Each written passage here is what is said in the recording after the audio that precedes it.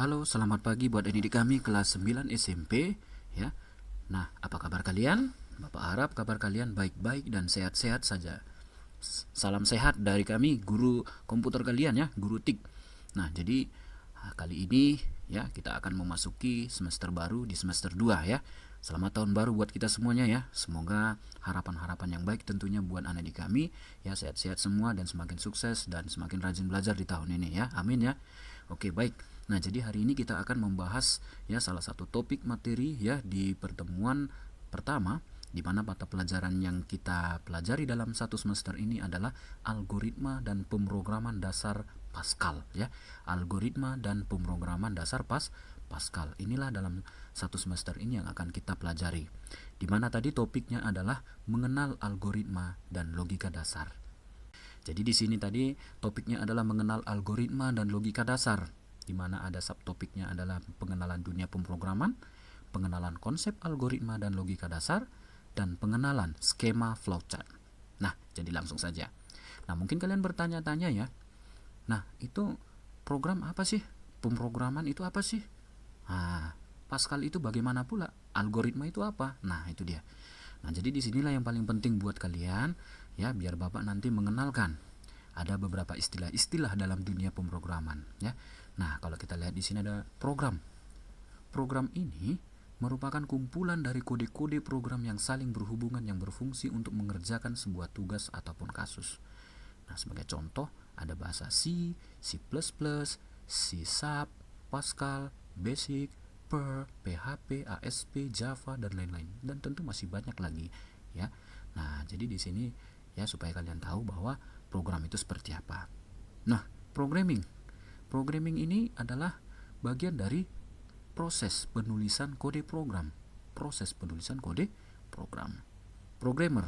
Nah, kalau programmer sudah pasti orangnya ya, subjek, orang yang membuat kode program. Kalau computer programming, nah ini adalah suatu alat yang digunakan untuk proses menulis, menguji, merawat suatu kode program. Nah, ini adalah istilah-istilah umum sebenarnya ya dalam dunia program, supaya kalian bisa mengetahui seperti apa sih ya pemrograman ini ya, supaya kalian bisa telusuri nanti ya sebelum kita mempelajari ya pengetikan kode-kode program, algoritma, dan lain-lain ya.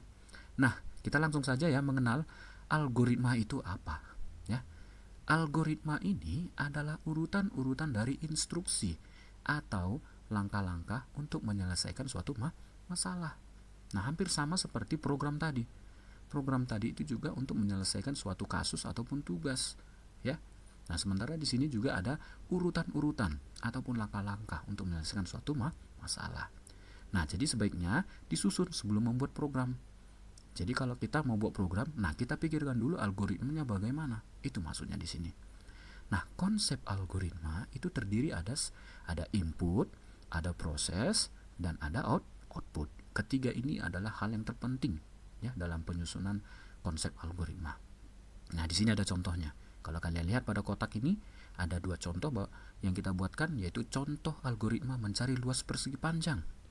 Nah, kalau kita pikirkan luas persegi panjang, nah itu pasti adalah panjang kali lebar.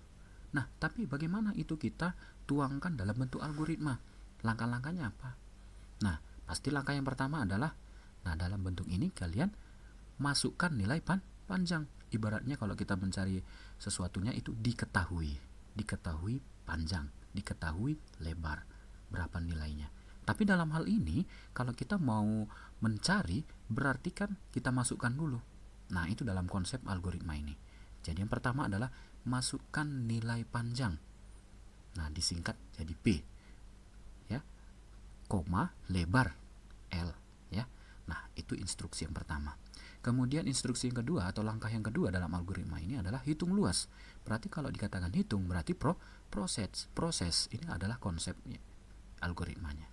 Hitung luas sama dengan panjang kali lebar. Dan yang menjadi output adalah luas. Nah, jadi apa yang diproses dalam hitung luas? Kalau di sini luas persegi panjang, maka outputnya juga harus diketikkan di sini adalah luas persegi panjang.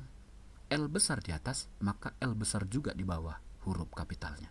Memang seperti itu konsepnya supaya adik kami nanti bisa ya mengetahui konsepnya ini adalah harus betul-betul pas ya. Nah, jadi yang kedua adalah contoh algoritma mencari luas lingkaran. Nah, kalau luas lingkaran yang ada di pikiran kita pasti tidak terlepas adalah nilai konstanta atau nilai ketetapan yang menjadi nilai pi sama dengan 3,14. Nah, jadi langkahnya ada 4. Kalau kita buatkan di sini ya, kenalkan nilai pi. Nah, ini adalah langkah yang pertama. Kenalkan nilai pi sama dengan 3,14. Dalam hal ini koma tanda baca dibuat titik ya di dalam pemrograman. Nah, itu yang paling terpenting buat adik kami supaya nanti jadi jangan salah ya. Nah, langkah yang kedua adalah masukkan nilai jari-jari atau R.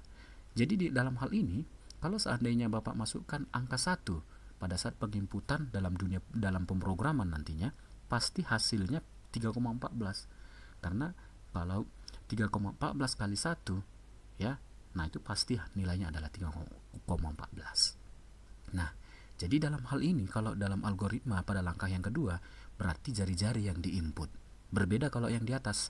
Kalau langkah yang pertama tadi yang diinput adalah panjang dan lebar. Karena jelas di situ dikatakan masukkan nilai. Ya. Nah, sementara di sini untuk mencari luas lingkaran yang menjadi input atau masukkan adalah hanya jari-jari saja. Sementara yang di atas yang pertama adalah kenalkan. Berarti nilai pi sudah menjadi nilai ketetapan, ya. Nah, sementara langkah yang ketiga adalah hitung luas sama dengan pi kali R kali R. Nah, itulah yang menjadi hasil output yang keempat adalah output luas. Oke ya, paham ya anak-anak ya. Jadi ini instruksi yang penting buat kalian untuk contoh algoritma. Jadi ini adalah konsep algoritma, ada pengertiannya dan juga ada contohnya. Nah, di sini ada bagian yang terakhir yang perlu kalian kenalkan nanti ya, seperti apa ya flowchart. Nah, sebenarnya kalau kita katakan tadi ada program, ada algoritma, ada flowchart. Nah, ini sebenarnya ketiga-tiganya berkaitan juga ya. Nah, sementara yang menjadi pembeda di sini flowchart ya. Flowchart adalah salah satu cara penulisan ataupun notasi algoritma dalam bentuk simbol-simbol. Nah, yang dikatakan simbol-simbol ini dalam bentuk gambar-gambar menjelaskan langkah-langkah ataupun urutan-urutannya tadi. Nah, kalau kita katakan simbol-simbol flowchart ini ada beraneka ragam. Nah, kalau kita lihat di situ ada simbol yang pertama, itu namanya adalah terminator. Nah, ini adalah untuk awal dan akhir program dalam bentuk simbol ini, ya. Kemudian ada bentuk skema garis alir, ya, bentuk garis. Kemudian ada bentuk segi 6, namanya adalah preparation. Kemudian ada bentuk persegi, namanya adalah proses. Dan ada bentuk jajaran genjang, ini adalah input output. Oke ya, anak-adik kami ya, supaya nanti kalian bisa lihat fungsinya langsung di materi kalian. Bapak harap kalian pelajari ini, di mana konsep pada pertemuan hari ini adalah kita masih mengenal seperti apa pemrograman ini ya. Nanti secara umum Pascal yang akan kita bahas adalah di pertemuan yang ketiga.